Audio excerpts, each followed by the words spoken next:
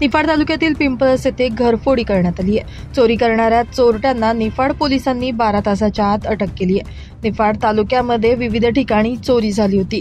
याचाच तपास करत असताना नाशिक ग्रामीण पोलीस जिल्हा अधीक्षक बाळासाहेब पाटील, अप्पर पोलीस अधीक्षक आदित्य मिरखेलकर, उपविभागीय पोलीस अधिकारी डॉक्टर निलेश पालवे, निफाड उपविभागीय अधिकारी यांच्या मार्गदर्शनाखाली अज्ञात आरोपींचा शोध घेण्यास सुरुवात झाली।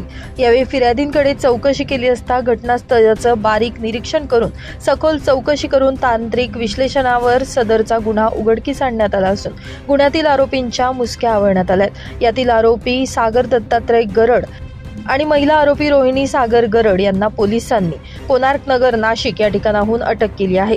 त्यांच्याकडे चौकशी केली असता त्यांनी गुन्ह्यातील स्विफ्ट कार, लॅपटॉप, सोन्याचे दागिने, मुद्देमाल असा एकूण 4,22,560 रुपये किमतीचा मुद्देमाल जप्त करण्यात आला।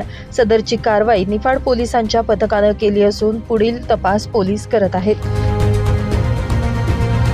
ब्युरो रिपोर्ट, नाशिक माझा न्यूज, नाशिक।